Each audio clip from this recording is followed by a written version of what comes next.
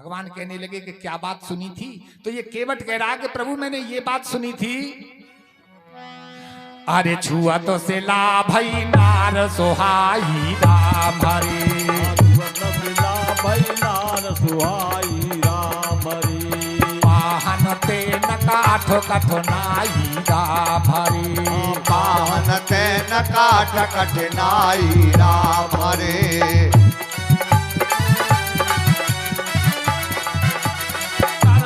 मुनि घरनी हो जाई राम रे, बाट परई मोरे नाव ओढ़ाई राम हरे, पाट पड़े मोरी नाव उड़ाई राम हरे, पाट पड़े मेरी नाव उड़ाई सिया राम हरे,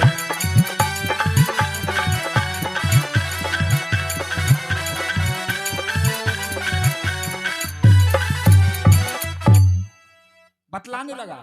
केवट कह रहा है कि प्रभु मैंने ये बात सुनी है कि आपके चरणों का स्पर्श पाकर के वो जो पत्थर की शिला थी अहिल्या, वो सुहावनी स्त्री बन गई और स्त्री बनकर के वो आकाश को उड़ गई। तो महाराज वो तो पत्थर की थी, मेरी नाव तो लकड़ी की है, और लकड़ी तो बहुत कमजोर होती है पत्थर से। कहीं ऐसा ना हो कि मेरी नाव भी आपके चरणों का स्पर्श पाकर के सुहावनी स्त्री बन करके यदि उड़ गई तो गड़बड़ी हो जाएगी। यदि मेरी नाव उड़ गई तो गड़बड़ी क्या हो जाएगी कि मैं तो बेकार हो जाऊंगा। क्यों? अरे यही प्रतिपालऊ सब परिवारू राम हरे, प्रतिपालऊ सब परवारू राम हरे, नहीं जानऊ कछु और कबारू राम हरे, नहीं जानऊ कछु और कबारू राम हरे,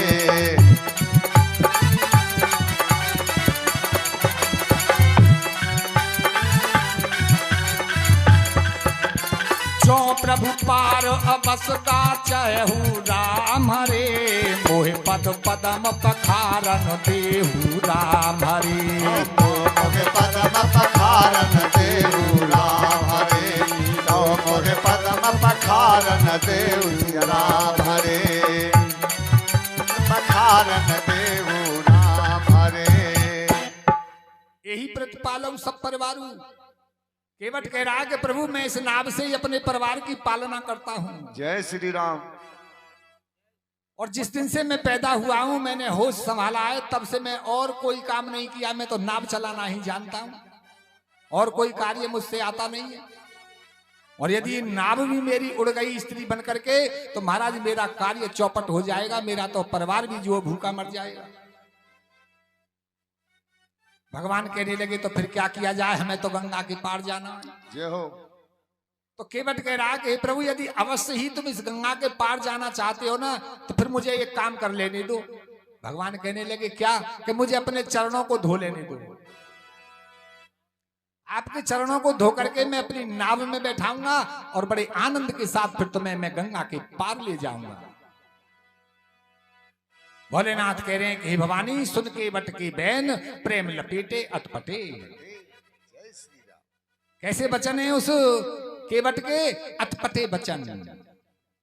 तब तो भगवान श्री राम जी थोड़े मुस्कुराए, लक्ष्मण जी की तरफ देखा, सीता जी की तरफ देखा और कृपा करते हुए उस केवट पर भगवान श्री राम जी कहने लगे कि हे केवट, अरे कृपा से इंदु बोले मुस्काई राम हरे, कृपा से इंदु बोले मुस्काई राम हरे, सोई कर जेहि तब नाव न जाई राम हरे, सोई कर जे तब नाव न जाई राम हरे।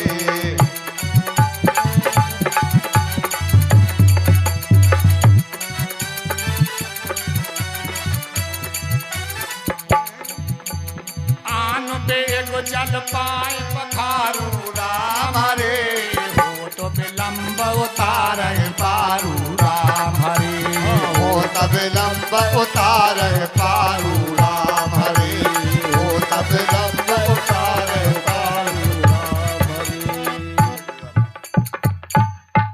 कृपा सिंधु बोले मुस्काई। वो कृपा समुद्र भगवान श्री राम जी मुस्का करके कहने लगे हे केवट, जो तेरे मन को अच्छा लगे तू वही कर,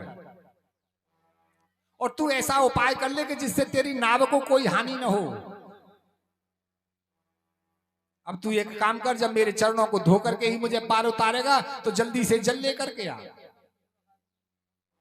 और मेरे चरणों को धो ले, क्योंकि मुझे अब देर हो रही है, हमें तू गंगा के पार उतार दे। शंकर भगवान कहते हैं कि हे भवानी, देखो ना मेरे स्वामी प्रभु श्री राम जी की कैसी लीलाएं। वो राम जी कितने महान हैं, जो इस केवट से प्रार्थना कर रहे हैं कि तू हमें गंगा जी के पार उतार दे, और वास्तव में राम जी हैं कैसे। अरे जा सो नाम सो मेरा तो एक बारा राम हरि, जाप नाम सुमरत एक बारा राम हरि, उतरई नर भव सिंधु अपारा राम हरि, उतरई भव सिंधु अपारा राम हरि।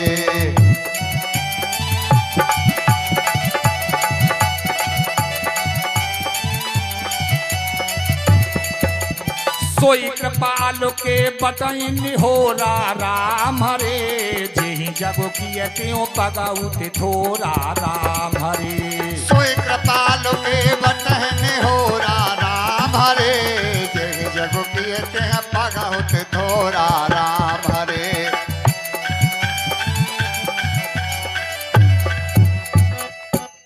भोलेनाथ कह रहे हैं कि हे भवानी, राम जी तो ऐसे हैं कि यदि उनके नाम का कोई एक बार भी श्रद्धा और प्रेम से स्मरण कर ले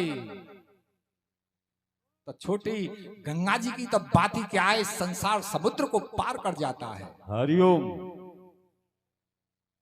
ऐसे भगवान श्री राम जी जो ऐसे सामर्थ्यवान हैं कि जिन्होंने तीनों लोगों को तीनों पग से नाप दिया, ऐसे सामर्थ्यवान राम जी उस केवट से प्रार्थना कर रहे हैं कि हे केवट, तू हमें इस गंगा के पार उतार दे।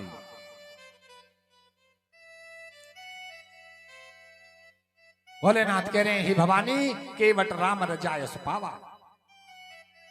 केवट ने भगवान की आज्ञा जैसे ही पाई तो पान कठौता भर ले आवा, तुरंत दौड़ करके घर को गया और घर जाकर के जो कठौता था उस कठौते में जल भर करके भगवान के पास ले आया। अब भी इसे शंका है, शंका में पड़ा हुआ है कि कहीं गड़बड़ी न हो जा। तो दो चीज होती है, एक कठौती होती है और एक कठौता होता है। तो कठौती में नहीं लाया है जल, कठौता में लेकर के आया है। क्यों कि इसे शंका के कहीं ऐसा ना हो कि राम जी का पैर स्पर्श होते ही ये कुछ बन जाए। तो कठौता इसलिए लेकर के आया कि मानो बना भी तो लड़का बनेगा, लड़का बनेगा तो नाव चलाएगा, आनंद होगा, कमाएंगे खवावे। वो लड़की का डर है, कन्या का डर है कि कहीं ऐसा ना कठौती ले चलूं और ये लड़की बन गई तो महाराज विवाह करना पड़ेगा, बड़ा खर्चा होगा, कहां से लाऊंगा। तो बड़ी चतुराई के साथ इसने कठौते में जल भरा और भगवान के पास आकर के भगवान के चरणों को धोने लगा। काकभूषण जी महाराज कहते हैं कि हे गरुड़ जी, अति आनंद उमग अनुरागा, बड़े आनंद के साथ प्रेम में भर करके और चरण सरोज पखारन लागा, भगवान के कमल जैसे चरणों को अपने हाथों से धोने लगा। जय हो। जिस समय ये केवट भगवान के चरणों को धो रहा है ना, उस समय सारे देवता आकाश में देख रहे हैं और महाराज इस केवट के ऊपर फूलों की वर्षा कर रहे हैं। केवट की बहुत तरह से प्रशंसा कर रहे हैं कि देखो ना, आज इस संसार में इस केवट के समान धन्य कोई नहीं है। अब बात समझने की काम की बात आ रही है, इसलिए विशेष ध्यान से सुने कि उस केवट ने भगवान के चरणों को धोया और वो जो चरणामृत बना, उस चरणामृत का क्या किया,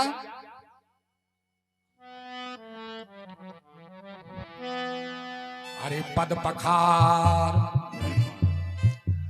हाँ पद पखार जलपान कर आप सहित परमार।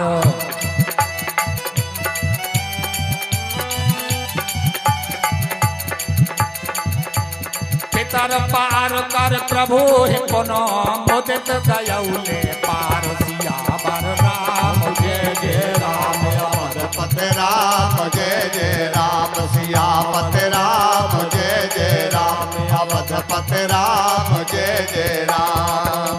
मंगल भवन मंगल हारी, जय जय सीता राम हरि। मंगल भवन पवन अमंगलहारी जय जय सीताराम हरे।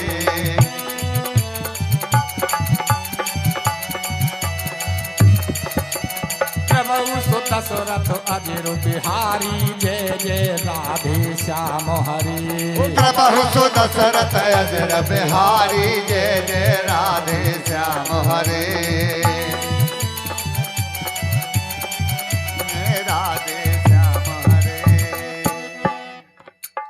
तो क्या किया इसने? सबसे पहले भोलेनाथ कह रहे हैं कि हे भवानी पद पखार, भगवान के चरणों को धोया और वो जो चरणामृत बना तो सबसे पहले खुद पिया। कि दाढ़ी में आग लग जावे तो पहले अपन भुजावे हो कि और ने की है। अरे संसार समुद्र से पार जाने के लिए औषधि उसके हाथ में, तो पहले किसी और को खिलाएगा कि स्वयं खाएगा? बाद कुएं और तो सब घर के परिवार के। महाराज सबसे पहले उसने भगवान के उस चरणामृत को जो है पान किया, फिर अपने घर वालों को पिलाया। इस क्रम से उसे क्या मिला कि पितर पार कर। इसके जो पितर थे ना, वो 7 पीढ़ी से वो नरक में पड़े हुए थे, क्योंकि ये धर्म करना तो जानते ही नहीं। ये तो हर समय पाप कर्म किया करते हैं, क्योंकि इन्हें ज्ञान नहीं है। इसलिए ये इनके जो बुजुर्ग थे इसके, वो सब नरक में थे। तो 7 पीढ़ी के पितरों को इसने जो है इस कर्म से महाराज स्वर्ग में भेज दिया। और ऐसा बतलाते हैं कि इसकी आने वाली जो 7 पीढ़ी है ना, उनको भी इसने जो है नरक से बचा लिया। हरिओम। तो आपके मन में ये शंका होगी कि राम जी तो उसके सामने पहुंच गए, उसके घाट पर पहुंच गए, उसने चरणों को धो लिया और चरणामृत को पी लिया, हम क्या करें? यही तो प्रश्न आ रहा है आपके मन में। तो ऐसा समझो कि वो जो राम जी है ना, वो कहीं गए नहीं है। वो राम जी आज भी यही हैं। ये तो श्रद्धा की बात है। बाजार से पीतल वाले छोटे से राम जी ले आओ, और होते ही सभी के घर में जहां पूजा का स्थान होता है। और उन भगवान के नित्य प्रति चरणों को धो और महाराज नित्य प्रति उसका पान करो, अपने बच्चों को पिलाओ और अपने घर में छिड़काव करो। 40 दिन नेम से करके देखो कि जो फायदा मिले तो करते रहिए, ना तो हमारी तुम्हारी। जय श्री राम। हरिओम। अरे महाराज बुद्धि शुद्ध हो जाएगी, 41 दिन कर्म बदल जाएंगे। जो भगवान के मन भजन में मन नहीं लगता है, उनके कीर्तन करने में मन नहीं लगता है? खाई पी ठोकी ठाकी और ठर्री ठर्र सोनो है। ये सब दिनचर्या बदल जाएगी। 40 दिन के बाद में स्वयं ही ऐसा मन हो जाएगा कि बहुत अल्प भोजन करोगे और रात को 2-4 घंटे 2 घंटे भगवान का नाम लोगे। बोलिए आनंद कंद भगवान की जय। इस तरह से उसने भगवान को, देखिए भगवान से कितना प्रेम है इसका, कि चरणों को धो करके और इस कार्य को करके उसने क्या किया कि प्रभु आपको ऐसे नहीं बैठाऊंगा मैं अपनी नाव में, जब आप यहां से नाव तक चलोगे तो फिर लग जाएगी वो रज। तो कोई संत पुरुष तो ऐसा बतलाते हैं कि भगवान को इसने अपनी गोदी में उठा लिया और अपनी गोदी में उठा करके तब इसने उस नाव में बैठाया। इतना प्रेम करता है भगवान से। और बड़े प्रसन्न मन से भगवान श्री राम लक्ष्मण सीता को बैठा करके गंगा के पार ले गया। शंकर भगवान कह रहे हैं कि दूसरी पार पर जाकर के इसने अपनी नाव को रोक दिया और इन तीनों को उतार करके फिर स्वयं उतरा, भगवान के चरणों में दंडवत प्रणाम किया। लेकिन भगवान संकोच में पड़े हुए हैं कि हम इसकी नाव में बैठ करके आए हैं, हमने कोई उतराई नहीं दी है इसे। अब भगवान सन्यासियों के बाने में, उन पर कोई रुपया पैसा और आभूषण भी नहीं है। अरे सन्यासियों के पास पैसा कहां से आया? तो भगवान विचार कर रहे हैं कि इसको उतराई क्या दूं। जैसे ही भगवान सोच कर रहे थे ना, तो सीता जी ने देख लिया अपने स्वामी प्रभु श्री राम जी को, और सीता जी ने विचार किया कि मेरे स्वामी कुछ विचार कर रहे हैं और इस केवट को कुछ देना चाहते हैं। तो सीता जी इस बात को जान गई। भोलेनाथ कहते हैं कि हे भवानी, हरिओम।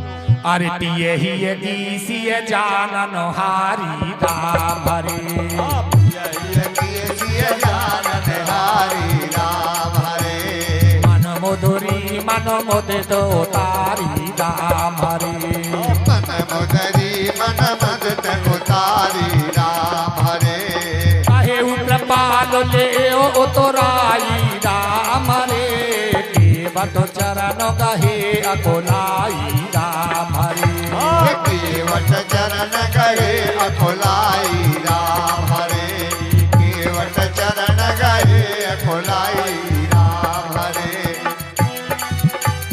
केवट चरण कहे अकोलाई राम हरे सिय ही है कि पिए पिए ही है कि सिय जानन हारी। सीता जी कैसे समझ गई राम जी के हृदय की बात को?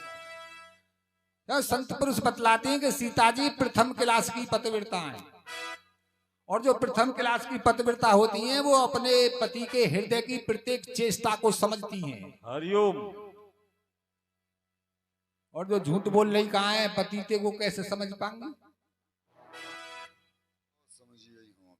कितनी बेइज्जती होते रहे पति की अंगूठी दे देंगी उतार के सहज सुकारी। बोलिए शंकर भगवान की जय।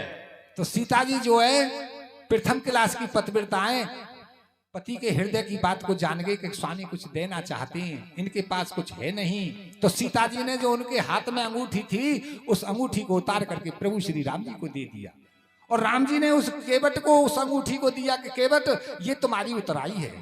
और जैसे ही भगवान ने उस अंगूठी को केवट की तरफ बढ़ाया तो केवट व्याकुल हो गया, भगवान के चरणों को पकड़ लिया और चरणों को पकड़ करके हाथ जोड़ करके भगवान से कहने लगा कि हे प्रभु, अरे आज नाथ में काह न पावा राम हरे आज नाथ में काह न पावा राम हरे मिटे दोष दुख तार दावा राम हरे दोष दुख दारिद्र दावा राम हरे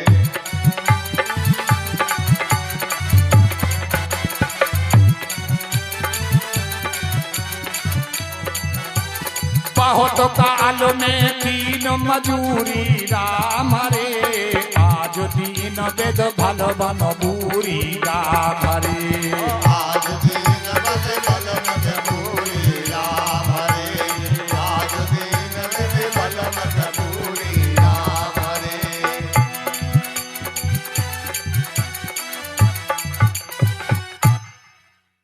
नाथ आज मैं कहा न पा। केवट ने भगवान से हाथ जोड़ करके कहा कि प्रभु आज मुझे क्या नहीं मिल गया है, आपके चरणों का दर्शन हो गया, आपसे मेरा स्पर्श हो गया। अच्छा मनुष्य जीवन का लाभ क्या है? यही लाभ समझते हैं हम तो अज्ञान में कि बहुत सा धन कमाओ और बढ़िया बढ़िया कोठी बंगला बनाओ और मर जाओ। यही जीवन का लाभ समझ रखा है बस हमने, अज्ञान बस। वास्तविकता तो ये है कि मनुष्य जीवन का लाभ यही है कि कैसे भी परमात्मा का दर्शन हो जाए। हरिओम। भागवत में एक श्लोक आता है, एतावानम सांख्य योगाभ्याम स्वधर्म पर निष्ठिया जन्म लाभ है पर पुंसामंते नारायण स्मृति ही। अर्थ सुन लीजिए, तीन बात बतलाई है, तीन तरह से परमात्मा को प्राप्त करने की युक्ति बतलाई है। सांख्य योग स्वधर्म पर निष्ठिया। सांख्य कहते हैं ज्ञान को, योग कहते हैं भक्ति को। ज्ञान से या भक्ति से या अपने धर्म की निष्ठा से। धर्म की निष्ठा क्या है कि मैं ब्राह्मण घर में मेरा जन्म हुआ है, मुझे ब्राह्मण की ही तरह रहना है, चाहे कितना भी दुख आ जाए चाहे कितना भी सुख आ जाए। मैं क्षत्रिय घर में जन्माऊं, मैं जो है अपने क्षत्रिय धर्म से कभी विचलित नहीं हूंगा। हरिओम। जो अपने धर्म में पूरा निष्ठावान होता है कि मैं जिस परिवार में मेरा जन्म हुआ है, जिस जाति में मेरा जन्म हुआ है, उसी के समर्पण हो जाए। जय हो।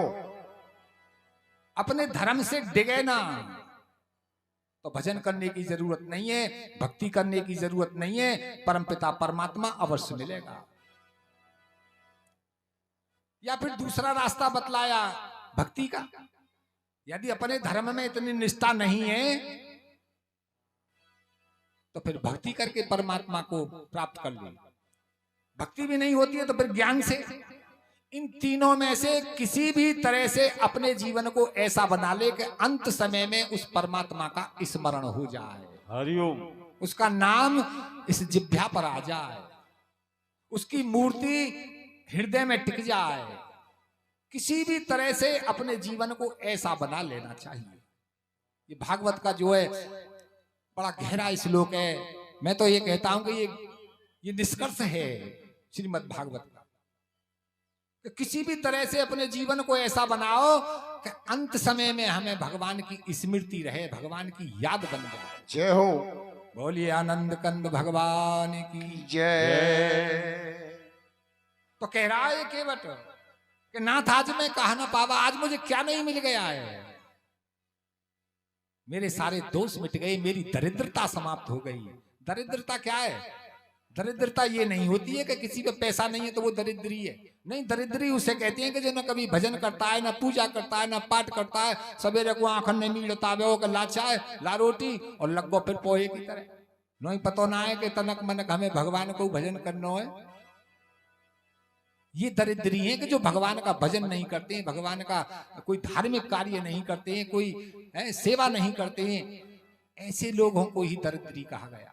तो कह रहा है कि प्रभु आज मेरे दोष मिट गए, मेरी दरिद्रता समाप्त हो गई, क्योंकि मैं बहुत समय से मजदूरी करता आ रहा था, लेकिन आज विधाता ने मुझे पूरी मजदूरी एक साथ ही दे डाली है। इसलिए हाथ जोड़ करके कह रहा है भगवान से कि प्रभु,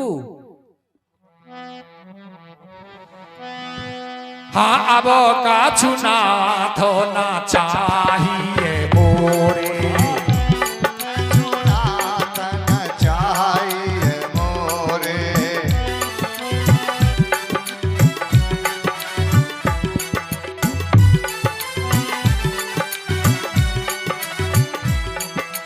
दीनो दयालो अनुग्रह तोरे, दीन दयाल अनुग्रह तोरे।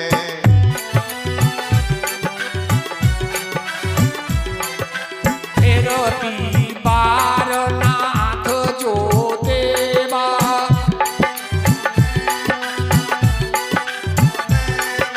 सो प्रसाद में सेरो धारो लेवा, मंगल भवन अमंगल हारी, मंगल भवन अमंगल हारी।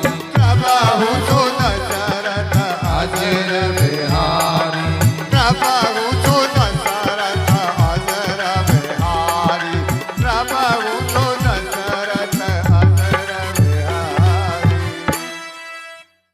कितनी सुंदर बात है। देखिए कितनी केवट का प्रेम, इस संवाद का नाम है केवट का प्रेम। तो ये प्रेम यहाँ पर झलक रहा है कि भगवान से किस तरह से मिलना चाहता है, आलिंगन करना चाहता है, स्पर्श करना चाहता है। अब इसको शंका हो गई क्योंकि सारी बात मालूम है कि 14 बरस तक वन में रहेंगे। तो इसे शंका है कि कहीं ऐसा ना हो 14 बरस के बाद में ये किसी और दूसरे रास्ते से निकल जाए। तो कहने लगा कि प्रभु अब मैं आपसे कुछ भी नहीं लूंगा, आपकी कृपा से अब मुझे कुछ भी नहीं चाहिए। हाँ, यदि आप देना ही चाहते हो तो मैं कब लूंगा कि फिरती बार हरिओम। 14 बरस के बाद में जब लौटोगे और आप जो भी कुछ मुझे दोगे तो मैं उसे प्रसाद समझ करके सिरोधार्य करूंगा। काकभूषण जी महाराज कहते हैं कि हे गरुड़ जी, बहुत कीन भगवान ने बहुत कहा, लक्ष्मण ने भी बहुत कहा, सीता जी ने भी बहुत कहा, पर नहीं कछु केवट ले। केवट ने कुछ भी नहीं लिया। तो भगवान तो ऐसे है कि उन्हें तो कुछ ना कुछ देना ही होता है।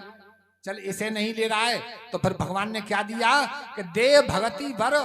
हरिओम। भगवान ने उसे भक्ति का वरदान दे दिया और उसे भेज दिया। जब उसको विदा किया तो इस केवट ने भगवान से फिर हाथ जोड़े और कहने लगा कि प्रभु नहीं, अभी मैं आपके साथ चलूंगा, क्योंकि इस वन में जो है आपका मार्ग देखा हुआ नहीं है और मैंने इस पूरे वन को देख रखा है। मैं आपको वहां पहुंचा करके जहां आपका मन ठहरने के लिए करेगा वहां ठहरा करके आपकी रहने की व्यवस्था बना करके और आपकी आज्ञा पा करके मैं लौट आऊंगा। हरिओम। शंकर भगवान कहते हैं कि हे भवानी, अब तो भगवान ने इस केवट के प्रेम को देखा तो संग ले लिया। ये केवट भगवान के साथ चल दिया।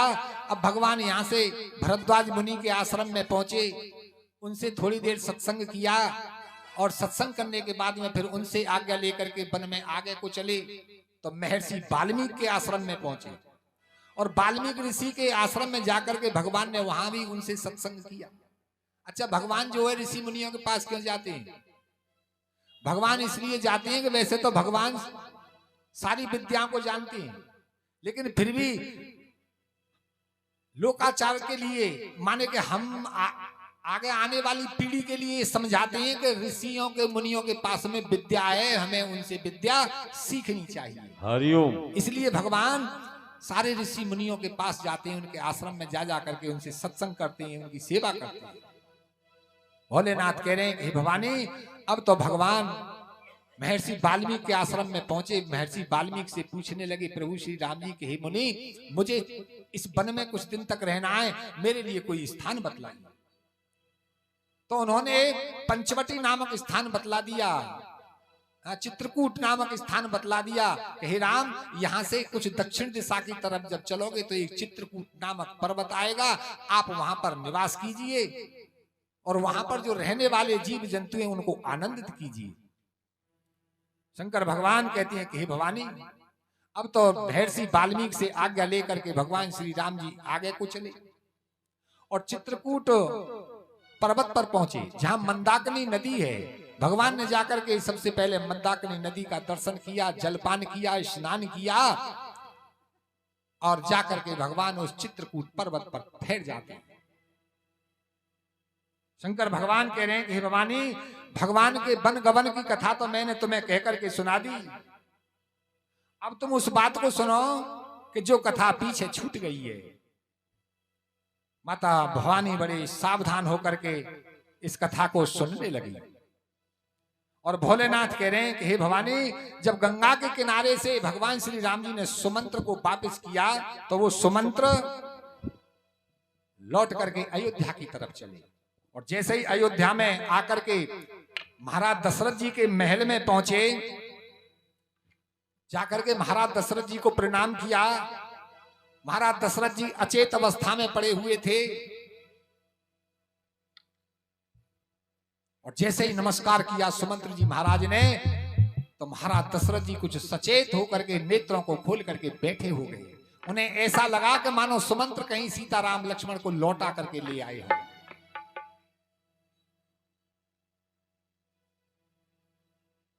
भूप सुमंत्र लीनूर लाई, राजा ने सुमंत्र को अपने हृदय से लगा लिया। बूढ़त कछु आधार जन पाई, ऐसा मानो कि किसी डूबते हुए को और उसको सहारा मिल जाए। बड़े प्रेम के साथ महाराज दशरथ जी ने सुमंत्र जी को अपने पास बैठा लिया और नेत्रों में आंसू भर करके महाराज दशरथ जी सुमंत्र जी महाराज से कह रहे हैं कि सुमंत्र, राम जी की कुशलता कहो, आने फेर के बन ही सिधाए, क्या वो तुम्हारे साथ लौट करके आ गए हैं या बन को चले गए? सुन करके सुमंत्र जी महाराज के नेत्रों में जल भराया।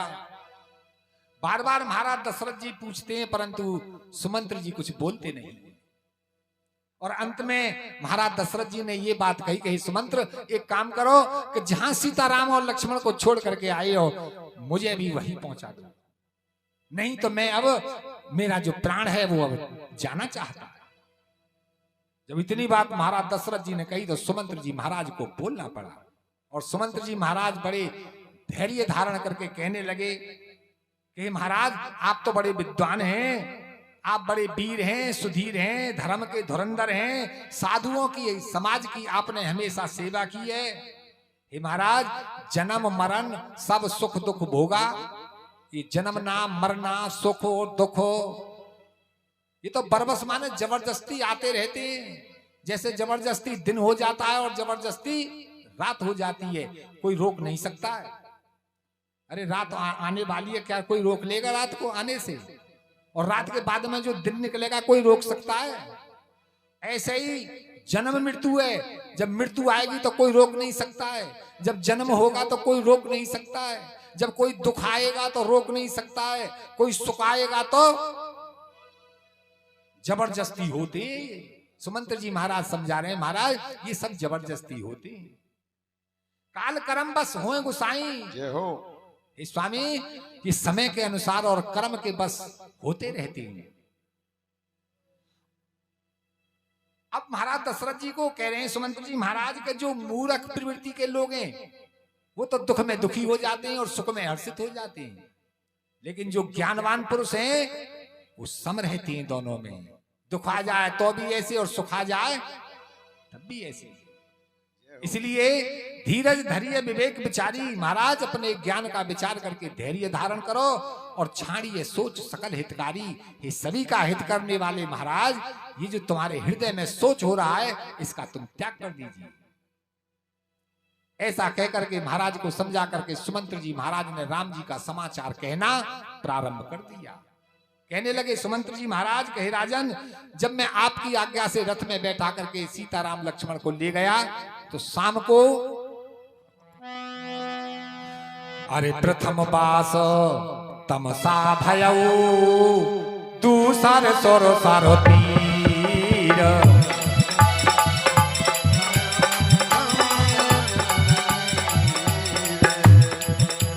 न्याय रहे जलपान कर सिय समेत दो वीर सियावर राम जय जय राम। अवधपत राम जय जय राम। सियापत राम जय जय राम। अवधपत राम जय जय राम। मंगल भवन अमंगल हारी। मंगल भवन अमंगल हारी। प्रभु सुत दशरथ अजर बिहारी। प्रभु सुत दशरथ अजर बिहारी। श्री राधे गोपाल भज मन श्री राधे। श्री राधे गोपाल भज मन श्री राधे। श्री राधे गोपाल भज मन श्री राधे। सुमंत्र जी महाराज बतला रहे हैं कि महाराज आपके कहने के अनुसार, आपकी आज्ञा का पालन करते हुए पहले दिन तमसा नदी के किनारे जाकर के हम रात्रि में हमने वहां विश्राम किया और फिर सुबह होते ही वहां से आगे को चले तो गंगा के किनारे पर जाकर के ठहरे। हे महाराज, वहां का जो राजा था निषाद और केवट, केवट कीन बहुत सेवकाई। केवट ने बड़ी सेवा की राम जी की और उस रात्रि को वहीं श्रृंगबेरपुर में ही हमने निवास किया। सुमंत्र जी महाराज कह रहे हैं कि हे राजन, राम सखातर नाव मंगाई, फिर भगवान श्री राम जी ने नाव को मांगा और प्रिया चढ़ाए चढ़े रघुराई। राम जी ने पहले सीता जी को चढ़ाया और फिर आप भी उस नाव पर सवार हो गए। उनके बाद में लक्ष्मण जी भी धनुष और बाणों को संभाल करके वो भी उस नाव पर सवार हो गए।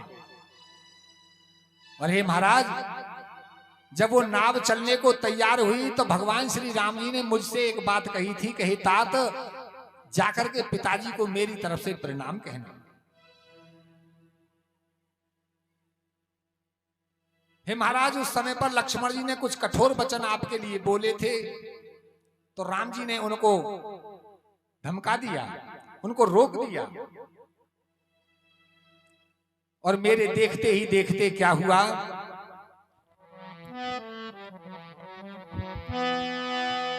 अरे तेही अवसर रघुबर रुख पाई राम हरे। केवट पारहि नाव चलाई राम हरे। केवट नाव पार चलाई राम हरे। रघुकुल तिलक चले एहि भांति राम हरे। देखऊं ठाड़ कुल सुभर छाती राम हरे। देखऊं ठाड़ कुल सुभर छाती राम हरे। देखऊं ठाड़ कुल सुभर छाती राम हरे। सुमंत्र जी महाराज कह रहे हैं कि हे राजन, जब तीनों नाव पर सवार हो गए, मैं बहुत ही परेशान था, मैं बड़ा दुखी था उस समय पर। तब मेरी तरफ देख करके भगवान ने उस केवट को इशारा कर दिया और जैसे ही भगवान का इशारा हुआ तो वो केवट उस नाव को चलाने लगा। सुमंत्र जी महाराज कह रहे हैं कि महाराज, मेरे देखते देखते ही मैं गंगा के किनारे पर खड़ा खड़ा देखता रहा और भगवान श्री राम जी गंगा के पार हो गए। हरिओम। मैं आपन किम कहूं कलेशु। सुमंत्र जी कह रहे हैं कि मैं अपने कलेश को, अपने दुख को तुमसे कैसे कहूं, फिर भी जीवित मैं तो राम जी के संदेश को लेकर के लौटा हूं। ऐसा कहकर के सुमंत्र जी महाराज ने अपनी वाणी को विराम दे दिया। अब तो महाराज सुमंत्र जी की बात को सुनकर के सारी रानियां जो है बिलक बिलक करके रोने लगी। अब तो उस महल में जो है विलाप होने लगा। शंकर भगवान कह रहे हैं कि ऐसा भयानक विलाप था कि जिसे देख करके दुख को भी दुख लगने लगे। पूरे नगर में कोलाहल माने शोर शराबा होने लगा, पूरे नगर के लोग रोने लगे, क्योंकि जब राजा रोता है तो प्रजा भी रोती है। हरिओम। राजा का जो प्राण था वो कंठ में आ गया और राजा की ऐसी हालत हो गई कि जैसे बिना जल के मछली की हालत हो जाती है। राजा की सारी इंद्रियां जो है शिथिल हो गई। सामने ही महारानी कौशल्या बैठी हुई थी। कौशल्या जी ने देखा अपने पति महाराज की तरफ, समझ गई। क्या समझी कि रवि कुल रवि अथयं तेई जाना। कौशल्या जी जान रही है कि जो सूर्य कुल का सूर्य है अब वो छिपने वाला है, अर्थात अब ये स्वर्ग को जाने वाली है। कौशल्या जी समझ गई। तब तो राम जी की माताएं धैर्य धारण किया और अपने पति महाराज को समझाने लगी कि हे महाराज, जरा अपने मन में विचार करके तो देखो कि ये जो राम जी से हमारा वियोग है ना, ये अपार समुद्र के समान है। और कर्णधार तुम अवध जहाजू, ये अयोध्या जो है जहाज है और तुम इसके चलाने वाले हो। हमारी प्रजा और परिवार सब इस अयोध्या रूपी जहाज पर बैठा हुआ है। हरिओम। बात समझ में आ रही है? कौशल्या जी समझा रही हैं कि हे महाराज, ये जो अयोध्या है एक जहाज के समान है। इस पर हमारा प्रजा और परिवार सब बैठा हुआ है। आप इसके चलाने वाले हैं, केवट हैं। राम जी से जो वियोग हो गया, इसका जो दुख है ये मानो समुद्र है। इसलिए है महाराज, अरे धीरज धरिए तो पाइए पारू राम हरे। धीरज धरिए तो पाइए पारू राम हरे। नाहत बूढ़ई सब परिवारू राम हरे। नाहत बूढ़ई सब परिवारू राम हरे। चौजिए धराऊ बिने पिए बोरी राम रे। राम लखन सिय मिलब बहोरी राम हरे। राम लखन सिय मिलब बहोरी राम हरे। राम लखन सिय मिलब बहोरी राम हरे। तो समझा रही है कौशल्या कि हे महाराज, यदि तुम धैर्य रखोगे तो ये जहाज चलता रहेगा और किनारा हाथ आ जाएगा। अरे किसी गाड़ी का चलाने वाला ड्राइवर यदि संतुलन को खो दे, धैर्य को खो दे तो क्या होगा? एक्सीडेंट हो जाएगा। तो महारानी समझा रही है कि महाराज धैर्य रखो, 14 साल की तो बात है, सीताराम जी तुमसे फिर मिल लेंगे। बिलपत राव बिकल यही भांति राजा बिलखते हैं। और ये जो रात्रि थी ना बहुत बड़ी हो गई। और उस बड़ी रात्रि में क्या हुआ कि महाराज दशरथ जी को एक बहुत पुरानी बात याद आ गई। क्या बात याद आई? भोलेनाथ माता पार्वती से कहती हैं कि हे भवानी, अरे तापस अंध श्राप शोध आई राम हरि।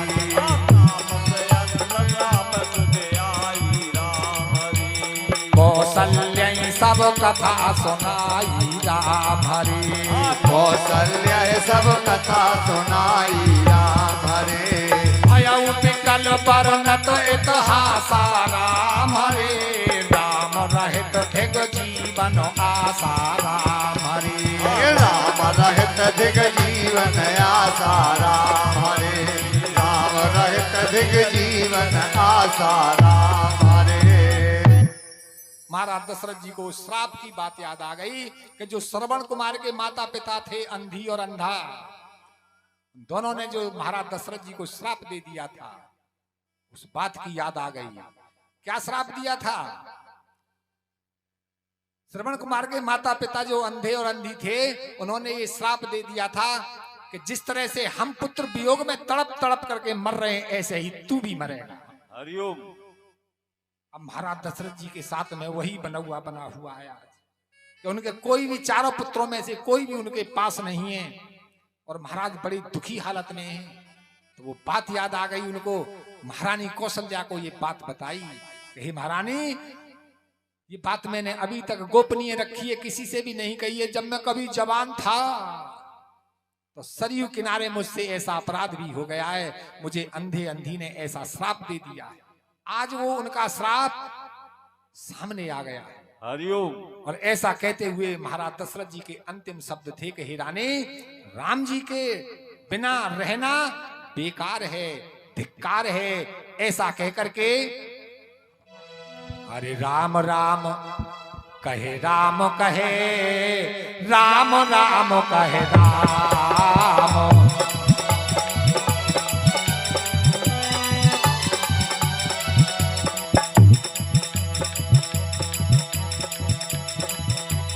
तन पर हर रघुबर बिरे राव गयऊ सुर धाम सियावर राम जय जय राम।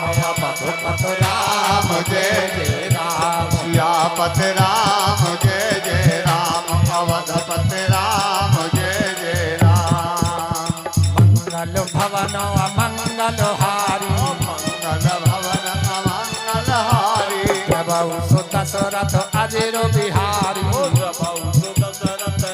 बिहारी श्री राधे गोपाल भज मन श्री राधे। श्री राधे गोपाल भज मन श्री राधे। श्री राधे गोपाल भज मन श्री राधे।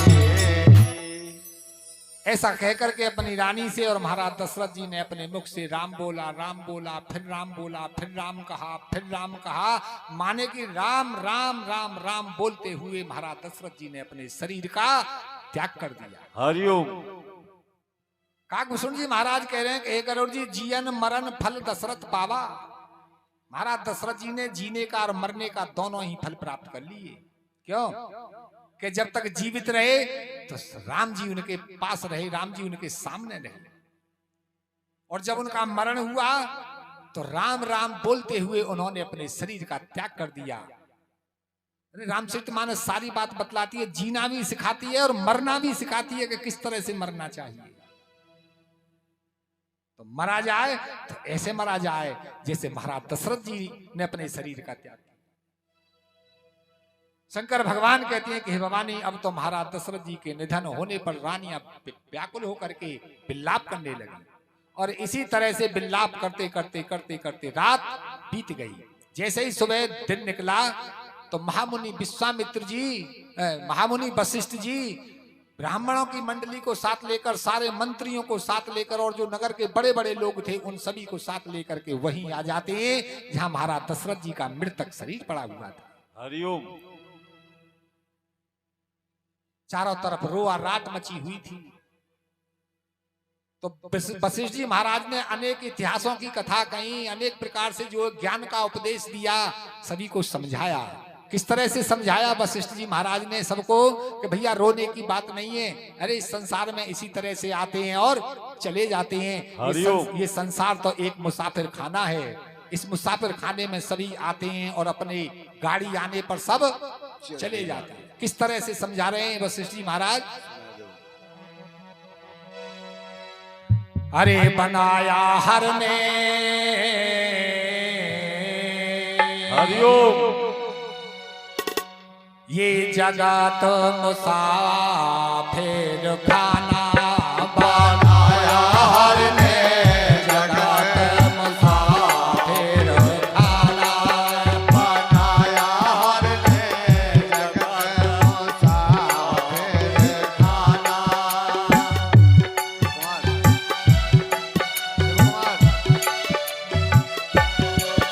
अरे जो आया सो गया यहाँ से, जो आया सो गया यहाँ से, कोई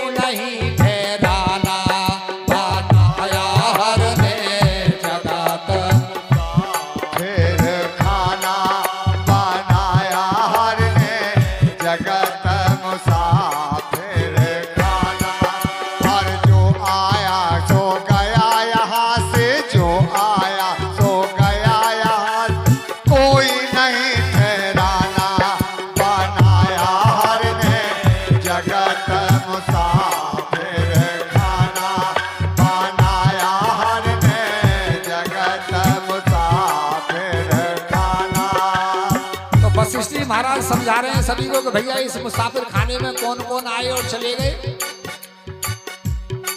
जय हो।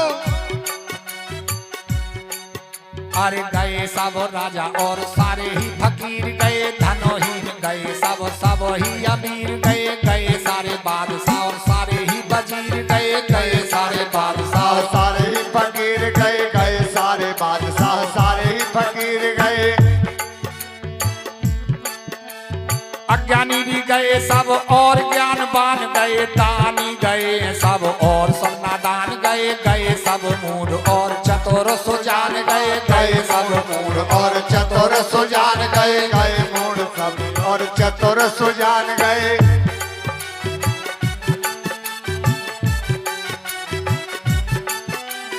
हुआ सभी का जाना, बनाया हर में जगत मुसाफिर।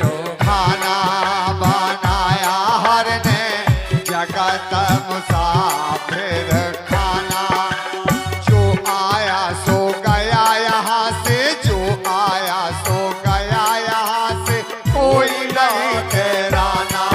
बनाया हर ने जगत मुसाफिर खाना, बनाया हर ने जगत मुसाफिर खाना। वशिष्ठ जी महाराज समझाते हैं कि और कौन कौन आए और चले गए। जय हो। अरे पंडित जी भी गए और मठों के महंत गए, बड़े बड़े साधु और बड़े बड़े संत गए, कामनी भी प्यारी गई और प्यारे कंत गए, जरा भी न करी देर देखो जी तुरंत गए। जरा भी न देरी करी देखो जी तुरंत गए, जरा न करी देखो जी तुरंत गए।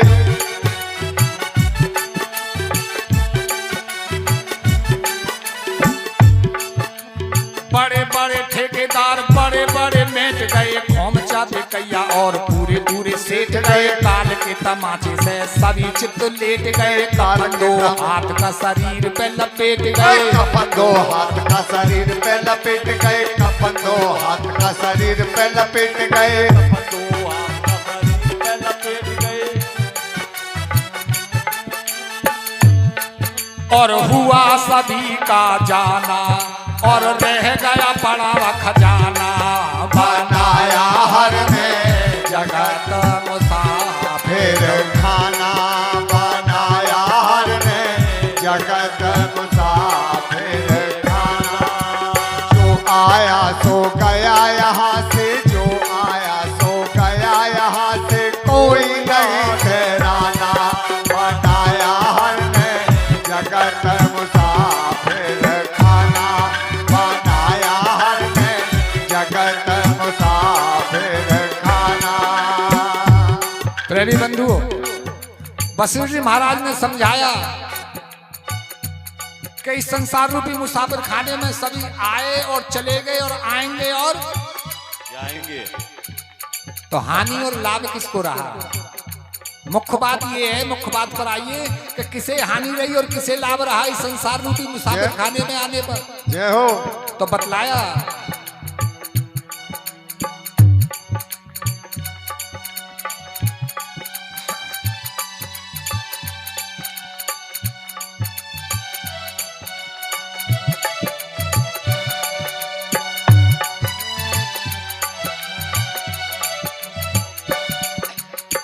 वशिष्ठ जी महाराज ने समझाया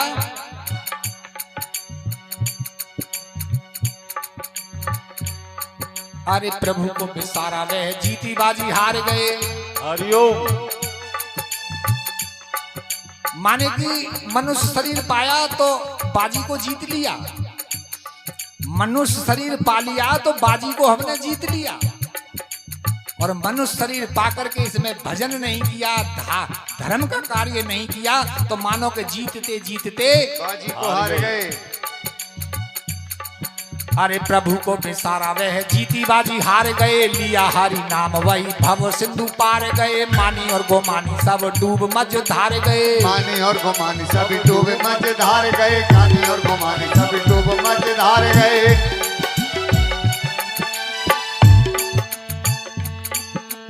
गए सब खाली हाथ साथ न छदाम गए, जाएंगे तमाम भाई जैसे ये तमाम गए। हाय हाय यही सब छोड़ धन धाम गए, तेरे नाम राशि भी हजारों रूप राम गए। तेरे नाम राशि भी हजारों रूप राम गए, तेरे नाम राशि भी हजारों रूप राम गए।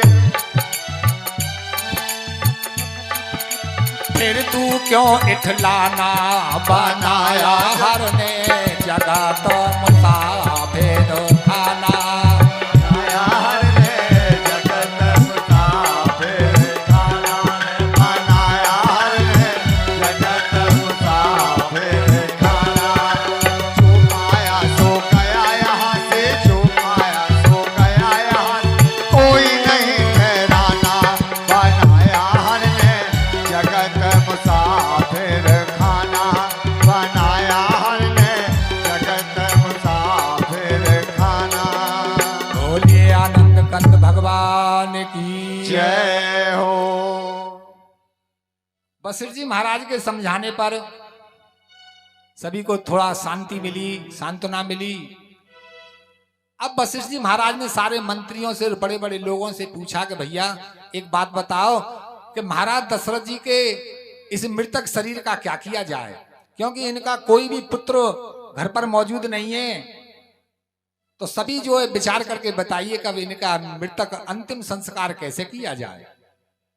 कोई भी नहीं बोला। वशिष्ठ जी महाराज ने फिर सबको समझाया कि एक काम किया जाए कि महाराज के इस मृतक शरीर को सुरक्षित रख दिया जाए, तेल में डुबो करके। पहले जो है ऐसी कोई व्यवस्था तो थी नहीं आज की सी, एक यही साधन था कि यदि किसी मृतक शरीर को रोका जाए तो कैसे कि ये जो सरसों का तेल है ना, इसमें डुबो करके रख दिया जाए तो वो मृतक शरीर कुछ दिनों तक रह सकता है। तो वशिष्ठ जी महाराज ने एक नाव मंगवाई, उस नाव में तेल भरवा दिया और उस तेल में महाराज दशरथ जी के उस मृतक शरीर को डुबा दिया गया। और उसके बाद में फिर वशिष्ठ जी महाराज ने दूतों को बुलाया और दूतों को बुला करके कहा कि तुम कैकेयी देश जाओ और भरत जी से ये कहना है कि तुम्हें तुम्हारे गुरुदेव ने बुलाया है। हरिओम। आज्ञा पा करके वो दूत कैकेयी देश पहुंचे, जाकर के भरत जी को ये समाचार सुनाया। और भरत जी ने जैसे ही ये बात सुनी कि गुरुदेव ने बुलाया है, तो महाराज तुरंत ही घोड़ों पर सवार होकर के दोनों भाई भरत और शत्रुघ्न अयोध्या की तरफ चल देते। कितनी तेज रफ्तार से चले कि चले समीर बेग है हाके, माने वायु के समान वेग से दोनों भाई अयोध्या की तरफ आने लगे। छोटी मोटी कोई नदी मिलती है ना तो घोड़े छलांग मार करके जो उसे पार कर जाते हैं।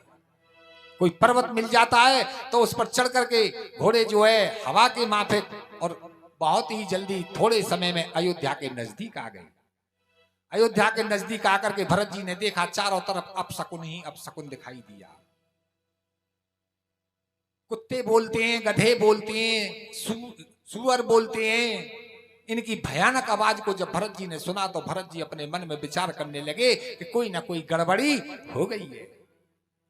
महाराज अपने राजमहल के दरवाजे पर आए, नगर में देखा, प्रवेश किया तो नगर ऐसा लगा कि मानो अग्नि से झुलस दिया हो। रास्ता देखे नहीं जाते हैं क्योंकि कई दिन हो गए सफाई नहीं हुई है। ऐसे ही सभी को देखते हुए और भरत जी जब अपने राजमहल के दरवाजे पर आए तो उधर माता कैकेयी ने भी सुन लिया कि मेरा बेटा भरत आ रहा है, तो बड़ी आनंदित हुई। सोने की थाली सजाई और अपने पुत्र का सम्मान करने के लिए दरवाजे पर आ गई। हरिओम। अपने पुत्र का तिलक किया, सम्मान किया और बड़े आदर के साथ अंदर को ले गई। भरत जी ने देखा, क्या देखा कि भरत दुखित परिवार निहारा। भरत जी ने अपने पूरे परिवार को दुखी हालत में देखा। लेकिन माता की तरफ जब देखते हैं तो माता बड़ी प्रसन्न है। तो भरत जी विचार कर रहे हैं कि क्या कारण है, सभी लोग परेशान हैं और माता मेरी जो है वो बड़ी प्रसन्न है। तो पूछने लगे कि हे माता, राम जी कहाँ हैं, भाई कहाँ हैं, पिताजी कहाँ हैं।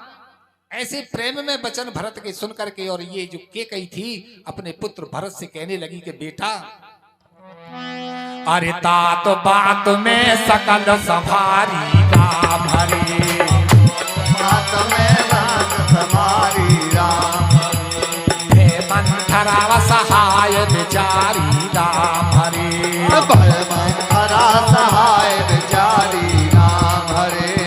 कछुक काज विध बीच बिगारे राम रे भूपत सुरपत पुरपग धारे राम रे भूपत पद जन सुरपत धारे राम हरे भूपत सुरपत पुरपग धारे राम हरे सुरपत हारे राम। तात बात में सकल संभारी के कई कहने लगी बेटा मैंने तेरी सारी बात संभाल दी है, अब तू जीवन भर मौज ले आनंद कर। और मैंने ही नहीं संभाली है, वो जो मंथरा है ना उसने भी इसमें मदद की है, मेरी बड़ी मदद की है तेरा जो है उत्थान करने में। परंतु बेटा क्या बताऊं कि कछुक काज विध बीच बिगाड़े। देखिए ये अज्ञान की बात है। पहले कह रही थी कि तात बात में सकल संभारी, मैंने तेरी सारी बात संभाल दी है। और अब कह रही है कि कछुक काज विध बीच बिगाड़े। कुछ कार्य उस विधाता ने बीच में बिगाड़ दिया, यानी बिगाड़ दिया तो परमात्मा ने और बना दिया तो मैंने। ये अज्ञान है, इतना अज्ञान व्याप रहा है उसके कई के। तो केकी कह रही है कि कुछ थोड़ा सा कार्य बिगड़ गया बीच में, नहीं बात तो सब बन गई है। भरत जी कहने लगे कि क्या बात बिगड़ गई, तो बतला दिया कि जो तुम्हारे पिताजी थे वो स्वर्ग को चले गए। पिताजी के मरने की बात जैसे ही सुनी तो भरत जी बहुत जोर से जो है रोने लगे, विलाप करके वो पृथ्वी पर गिर पड़े और रोते रोते पड़े पृथ्वी पर कह रहे हैं कि हे पिताजी चलत न पायन देखूं तोई। मैं चलते समय जब आप स्वर्ग सिधार रहे थे तो मैं आपके पास में नहीं था, और जब आप स्वर्ग सिधार रहे थे तो कम से कम इतना तो करते कि तात न राम ही सौंपे वो ही मेरा हाथ पकड़ करके राम जी के हाथ में सौंप जाते, हरिओम। वो भी नहीं किया। बहुर धीर धर उठे बेचारे, बड़ा धैर्य धारण किया भरत जी ने, और धैर्य धारण करके बैठे हुए और अपनी माता से पूछने लगे कि कहो पे तो मरण हेत बेहतारी। हे माता पिताजी के मरने का कारण तो बतलाओ, कैसे मर गए, क्या कोई तकलीफ हुई थी, बीमार रहे थे?